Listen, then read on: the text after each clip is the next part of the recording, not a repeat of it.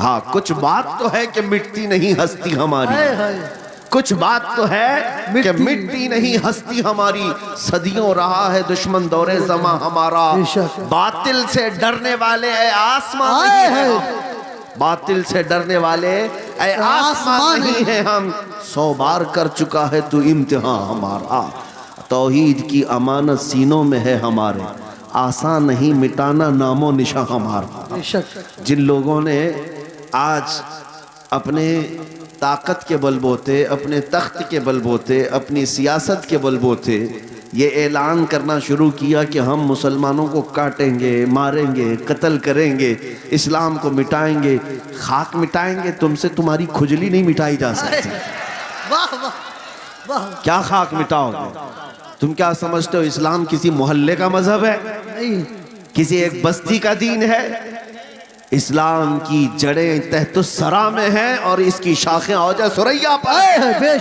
اس درخت کو ہلانا تو دور کی بات ہے، اس کے پتے کا حال بیکا کرنا بھی مشکل ہے۔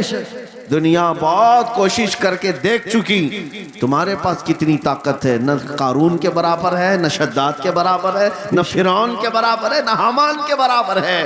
بڑی بڑی طاقتیں آئی لیکن دین حق کو کبھی نہ وہ مٹا سکی تھی نہ مٹا سکیں گی۔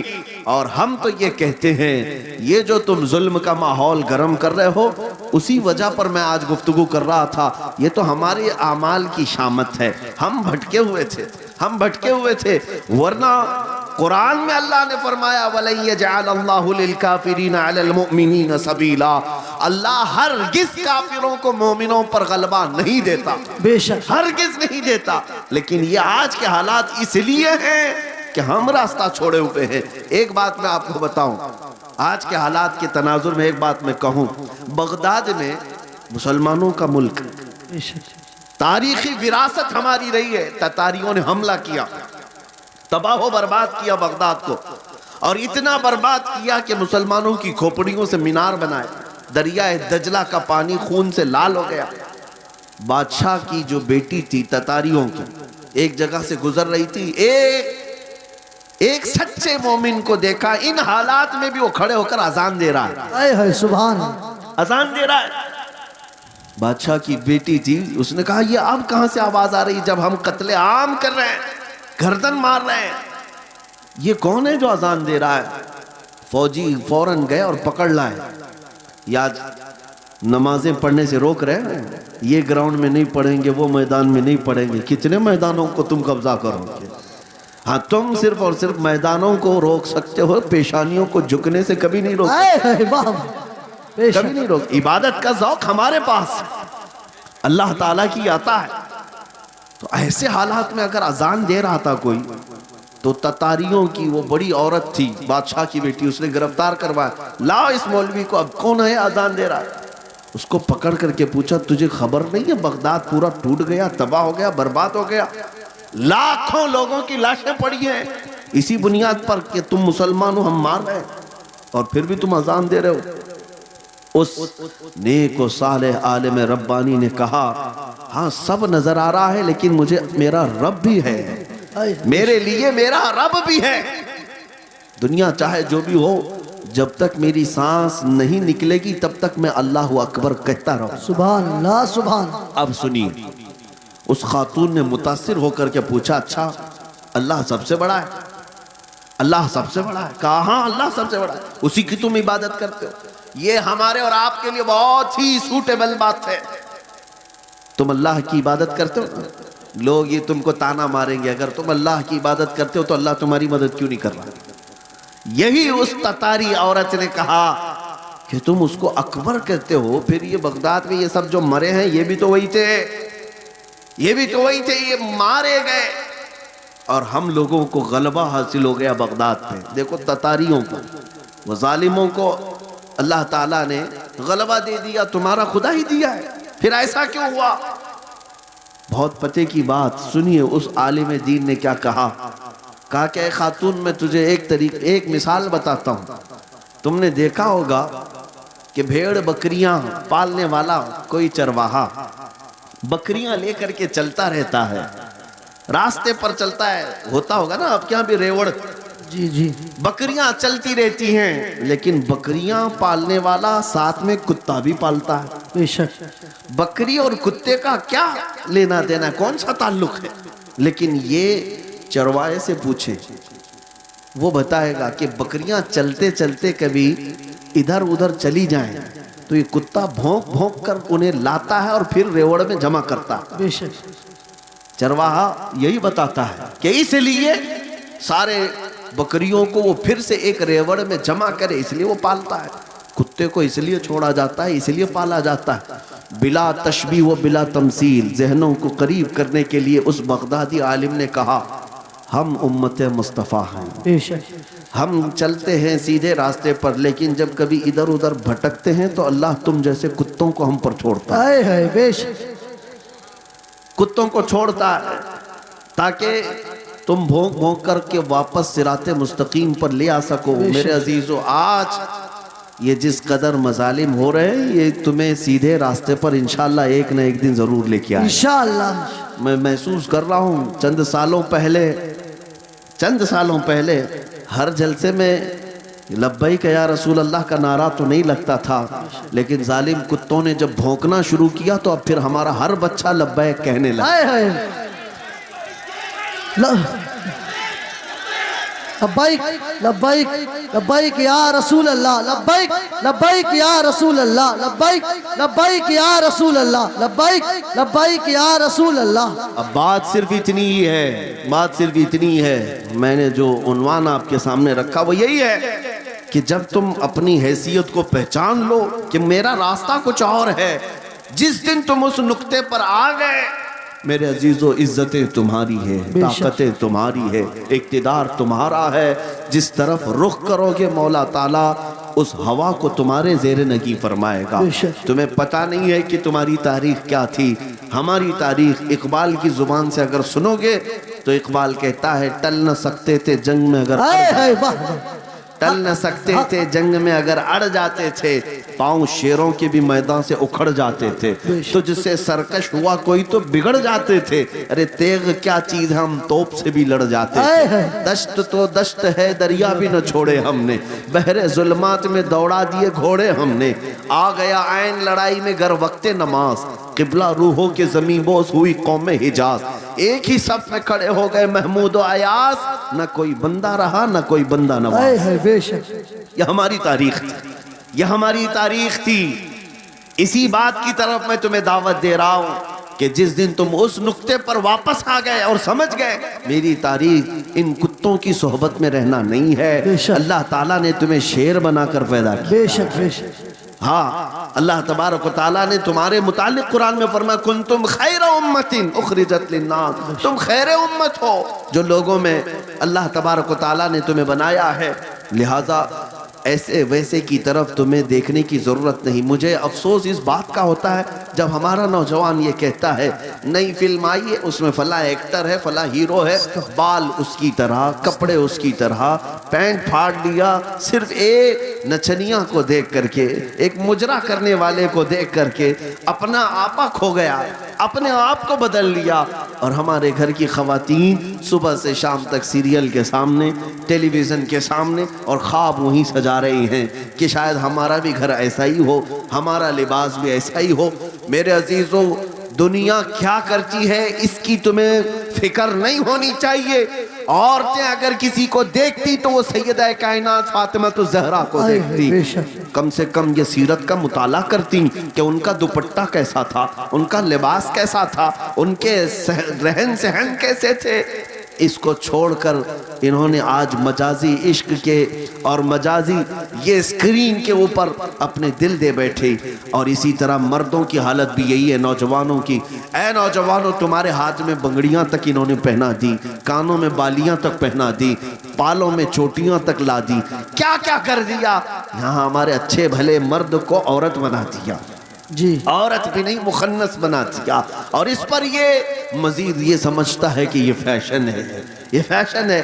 ارے ادھر سے ادھر سے پھاڑ کر کے پہننے والا، ننگا گھومنے والا اگر فیشن زدہ ہے تو پھر کتا اور بھینس بیل بکری یہ زیادہ فیشن زدہ ہے. بے شک. کیونکہ وہ تو کپڑے ہی نہیں پہنتے. اگر ننگا ہونا ہی فیشن ہے تو جانور سب سے بڑے فیشنیبل ہے. ہے میرے عزیزو جنگلی دنیا کو نہ دیکھو، جو جنگل راج بنانا چاہتی ہیں ان کو نہ دیکھو. اگر تمہیں زندگی کے ایمان کے مزے لینا ہے تو مدینے والے کی طرف دیکھو. بے شک بے شک. نبی پاک صلی اللہ تعالیٰ علیہ وسلم کے اخلاق سے بڑھ کر کسی کے اخلاق ہیں؟ نہیں. ان سے بہتر کردار کس کا ہو سکتا ہے؟ میرے عزیزو آج دنیا اگر تم سے بھی منہ پھیر رہی ہے تو اس کی وجہ یہی ہے کہ تمہیں خود نبی پاک کی سیرت نہیں معلوم. ایک میں اپنی بات بتاتا ہوں تجربے کی. ایک بار ایک ٹرین سے میں اتر رہا تھا، ایک نوجوان نے، میلاد کا دن تھا 12ویں شریف کا، اس نے مجھ سے پوچھا کہ کوئی ایسا عمل بتا دیجئے جو رسول اللہ کو خوش کر دو. سبحان. ربیع الاول شریف میں آپ بھی کمکمے لگاتے ہوں گے، سجاتے ہوں گے نا گلیاں، جلوس بھی نکالتے ہیں، ساری چیزیں کرتے ہیں، لیکن کچھ کام اور بھی ہیں تمہارے ذمہ. اسٹیشن میں تھے، ریلوے اسٹیشن سے اتر رہے تھے. میں نے اس نوجوان سے کہا بیٹا اگر کچھ کرنا ہے تو دیکھو ہم اسٹیشن پہ ہیں، جاؤ کوئی بوڑھا یا کوئی کمزور ہو جس کا سامان بھاری ہو تو اٹھا لو. یہ میرے نبی پاک کے اخلاق، بے شک. حضور کی سنتوں میں سے اور حضور کے اخلاق کریمانہ میں سے یہ بات تھی. مکہ میں حضور اس بات پر مشہور تھے کہ اگر کوئی بوڑھا سامان اٹھا کر جا رہا ہوتا نبی پاک خاموش نہیں کھڑے ہوتے، اس کا سامان اپنے کندھے پہ لے لیتے. ہاں حضور اکرم صلی اللہ تعالیٰ علیہ وسلم کے متعلق حضرت خدیجۃ الکبریٰ رضی اللہ تعالیٰ عنہ نے بھی یہ فرمایا کہ آپ بوڑھوں کا کمزوروں کا بوجھ اٹھاتے ہیں، اللہ آپ کے ساتھ برا کبھی نہیں فرمایا. میرے عزیزو میں آپ کو ایک تجربے کی بات بتا رہا ہوں. وہ نوجوان گیا ڈھونڈتے ہوئے، ایک بوڑھی عورت اتر رہی تھی 2 بڑی تھیلیاں لے کر. اس کے پاس گیا کہ اماں جی یہ مجھے دے تو میں پہنچا دوں گا آپ تک. پہلی بات میں ظاہر سی بات ہے اجنبی کو کون سامان دے گا؟ اس نے منع کیا کہ بھائی چھوڑ دو، میرا سامان مجھے لے جانے دو. وہ نہیں دے رہی تھی.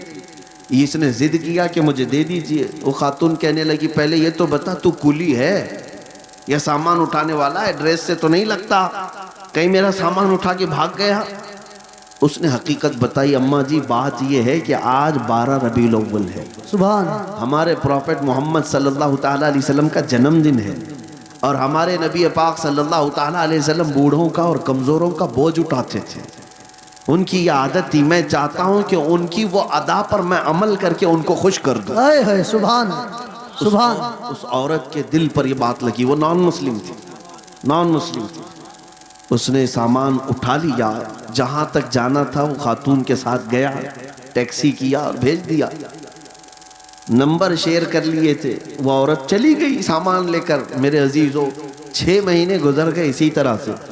وہ نوجوان مجھ سے کہتا ہے کہ مجھے تو خبر نہیں تھی، بات آئی گئی ہو گئی، ایک بار اس طرح سے کسی کی مدد کر لیا. لیکن 6 مہینے کے بعد وہ ایک خاتون جو کرسچن تھی وہ فون کر کے کہتی ہے کہ بیٹا کیا حال چال ہے، تجھے یاد ہے ہم اسٹیشن میں ملے تھے اور تو میرا سامان اٹھایا تھا؟ کہا ہاں اماں جی یاد ہے.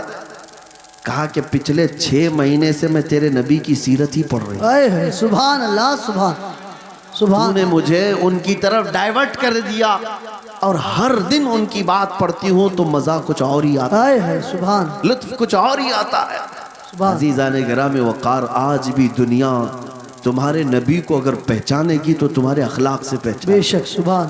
تمہارے کردار، تم ترجمان ہو اپنے نبی پاک. بے شک. لہٰذا تمہارے یہ زندگی گزارنے کے طور طریقے ایسے نہیں ہونی چاہیے کہ دنیا تم کو دیکھ کر کے یہ کہے یہ نہایت گندے رہنے والے کہاں کس دین کی طرف بلائیں گے.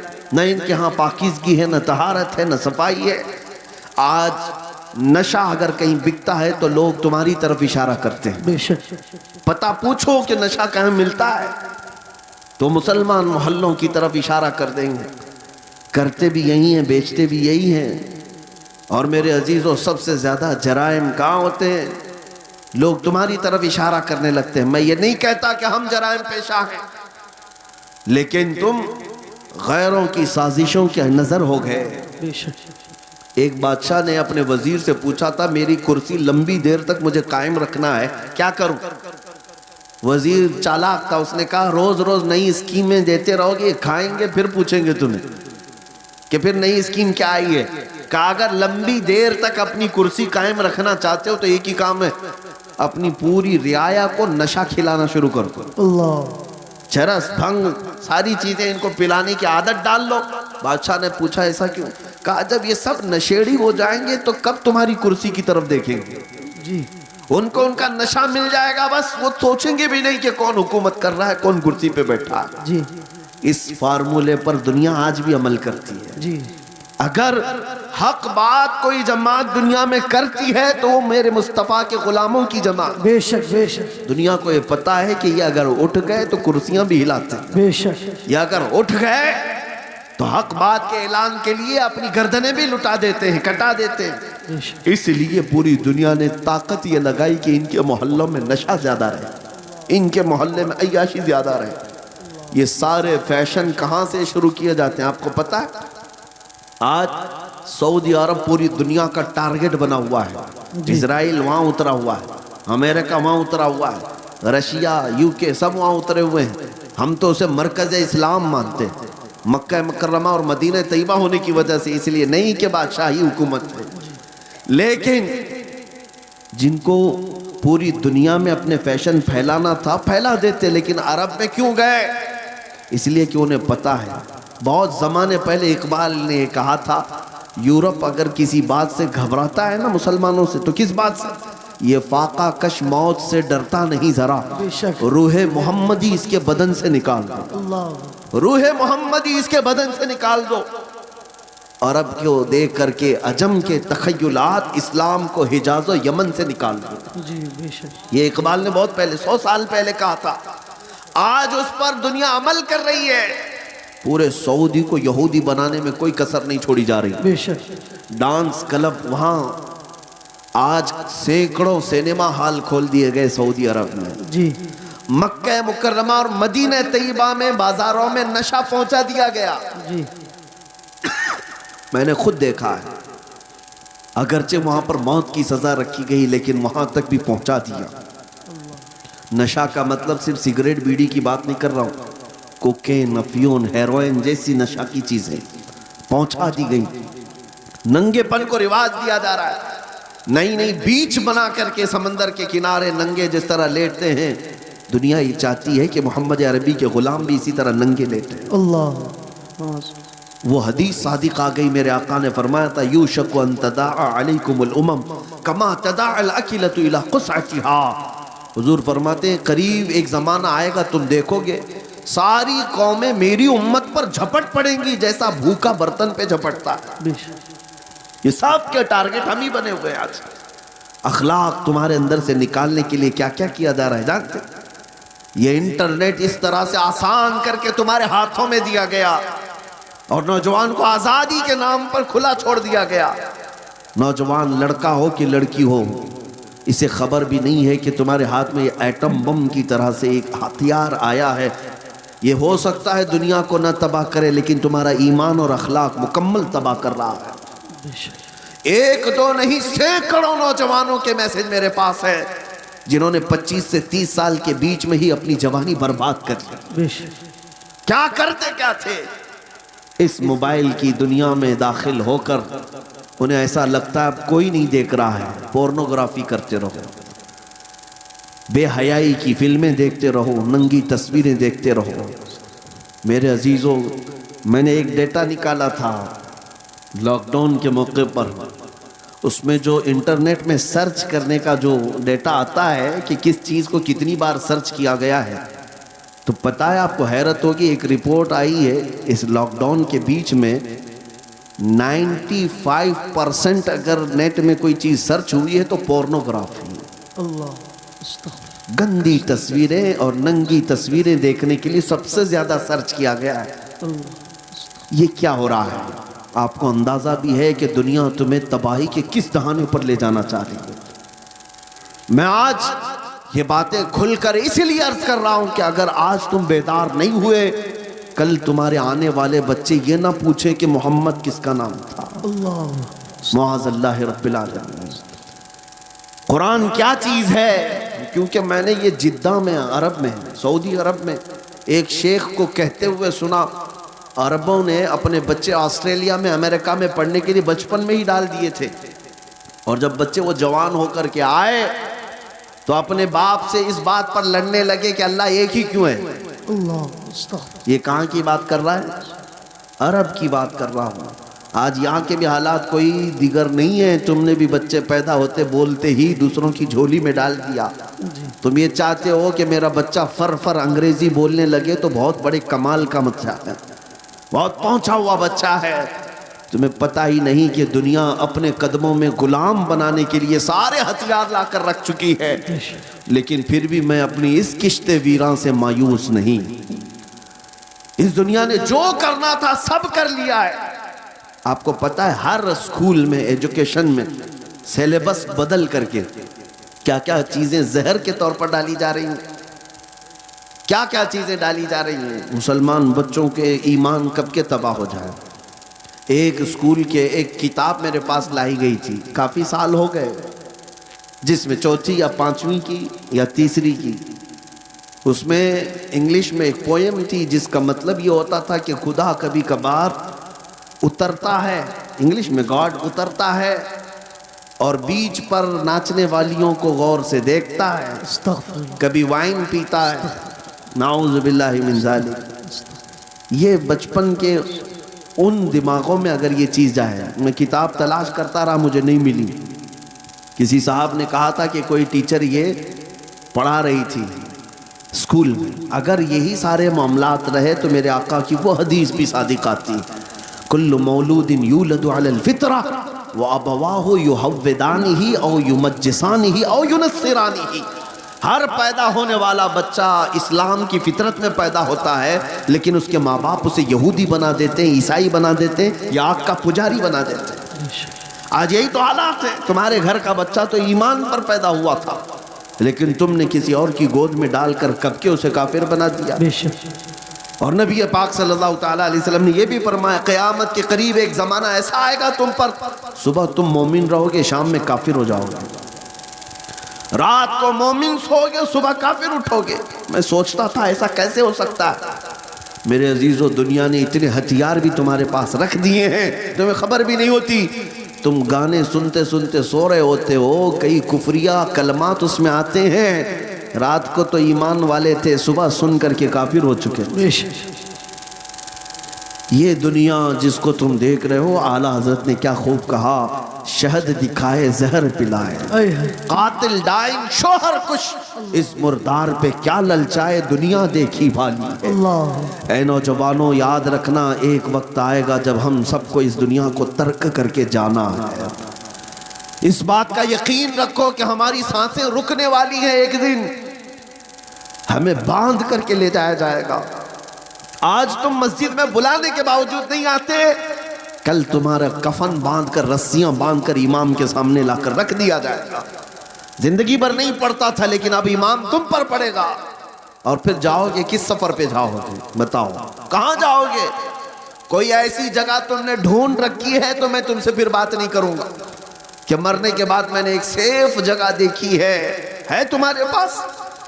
تمہیں پتہ ہے جانا تو وہی ہے جہاں سب پہلے والے بھی گئے. بڑے بڑے وقت کے پہلوان, بڑے بڑے مالدار جہاں گئے, جن کے پاس پیسوں کی ریل پیل ایسی تھی کہ وہ گھر بیٹھے جو چاہتے حاصل ہو جاتا, گھر بیٹھے. تمہیں پتہ ہے سکندر اعظم ایک بادشاہ, دارا نام کا ایک بادشاہ, جب وہ مر رہا تھا تو اس نے ایک وصیت کی تھی. آدھی دنیا پر اس نے حکومت کی. اپنے چاہنے والوں سے کہا کہ جب میں مروں تو مجھے پورا دفن کرنا, لیکن میرے دونوں ہاتھ اوپر رکھنا, قبر میں اس کو دفن مت کرنا. لوگوں نے پوچھا ایسا کیوں؟ کہا تاکہ دنیا بار بار میرے قبر کے پاس آ کر دیکھے آدھی دنیا فتح کرنے والا بھی زمین پر خالی ہاتھ سویا ہوا ہے, کچھ نہیں ہے اس کے پاس. ہمارے کفن بھی جو باندھے جاتے ہیں نا, ایک جیب بھی نہیں رکھی جاتی, رکھی جاتی ہے. نہ ہم اپنی میتوں کے سرانے ایک سکہ رکھتے ہیں, نہ ایک نوٹ رکھتے ہیں. تمہیں پتہ ہے ہم اس دنیا کے سفر پر جا رہے ہیں جہاں پیسہ کام نہیں آئے گا, جہاں دولت کام نہیں آئے گی, نہ فرشتے رشوت لیں گے, نہ بارگاہ الہی میں کسی اور طریقے کی کوئی گنجائش تمہارے لیے نکل جائے گی دنیاوی اعتبار سے. عزیزان گرامی وقار, جب ہمیں پتہ ہے کہ ہمیں ادھر ہی جانا ہے تو اس لیے آج حضرت انس رضی اللہ تعالیٰ عنہ کی وہ حدیث میں سناتا ہوں. حضرت انس کہتے ہیں اس حدیث سے زیادہ مجھے کسی اور سے خوشی ہی نہیں ہوئی تھی. کیا ہے وہ حدیث؟ نبی پاک صلی اللہ تعالیٰ علیہ وسلم نے ارشاد فرمایا المرء مع من احب. انسان قیامت کے دن اسی کے ساتھ ہوگا جس سے دنیا میں محبت کرتا تھا. بے شک بے شک. حضرت انس سے پوچھا گیا اس حدیث سے آپ کو اتنی خوشی کیوں ہے؟ حضرت انس کہتے ہیں اس لیے کہ میں رسول اللہ سے محبت اے ہے سبحان اللہ. اس لیے کہ میں ابو بکر و عمر سے محبت سبحان کرتا ہوں. میرا یقین ہے کل قیامت کے دن انہی کے ساتھ رہوں. اے ہے نعرہ تکبیر، آج نعرہ رسالت. آج اے نوجوانوں، اگر تم کسی اور کے فین ہو، کسی اور کے پیروکار ہو، کسی اور کے متبع ہو، تو تمہارے لیے تمہاری زندگی مبارک. تم جس کے پیچھے چلنا چاہو، ایک بات یاد رکھنا، قیامت کے دن اسی کے ساتھ اٹھائے جاؤ گے، اسی کے ساتھ اٹھائے جاؤ گے. اور جہاں تمہارا وہ آقا جا رہا ہوگا وہیں تمہیں بھی لے جائے گا. لیکن الحمدللہ مجھے اس بات پر فخر ہے. میں اکثر نوجوانوں سے یہ کہتا ہوں کہ ایک کام کرتے ہیں، تم بار بار ہمارے سمجھانے سے آتے نہیں کبھی. تم اخلاق رسول کو ہلکے میں لے لیتے ہو، سنتوں کو ہلکے میں لے لیتے ہو، اسلامی زندگی کو عیب سمجھنے لگ جاتے ہو. ان نوجوانوں سے میں کہتا ہوں چلو ٹھیک ہے، میں اور تم مل کر ایک کام کرتے ہیں، میں اور تم مل کر ایک کام کرتے ہیں. تم جس فلمی ایکٹر کو یا کسی ہیرو کو بہت زیادہ پسند کرتے ہو، اسے ایک چٹھی لکھ دینا، اسے ایک لیٹر لکھ دینا کہ میری زندگی ختم ہو جائے گی، میں مر جاؤں گا، مجھے میرے لوگ قبر میں لے جا کر دفن کریں گے، تو آپ ذرا منکر نکیر سے بچانے کے لیے میرے پاس آ جانا. لکھو گے؟ اس سے لکھ کر کے جانا اور کہنا صبح شام میں تمہاری طرح سے پہنتا تھا، چلتا تھا، کھاتا تھا، سب میں تمہاری نقل کرتا تھا، زندگی بھر میں تمہارا فین تھا، اب جا رہا ہوں تو مدد کے لیے قبر میں آ جانا. ایک نوجوان سے میں نے کہا تو ہنسنے لگا، کہا کہ حضرت ایسی بات، کیا وہ آ سکیں گے ہماری قبر میں؟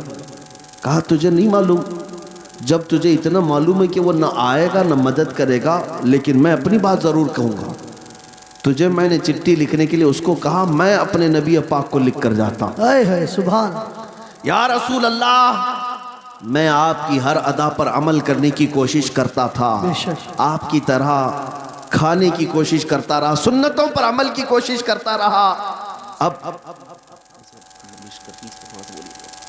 اب میں جب دنیا سے جا رہا ہوں تو اے رسول مختار صلی اللہ تعالیٰ علیہ وسلم آپ تشریف لے آنا. اے نوجوانوں مجھے بتاؤ، کیا نبی پاک کو اگر کوئی دنیا میں یہ بول کر جائے تو اللہ کے نبی قبر میں آئیں گے کہ نہیں آئیں گے؟ بے شک.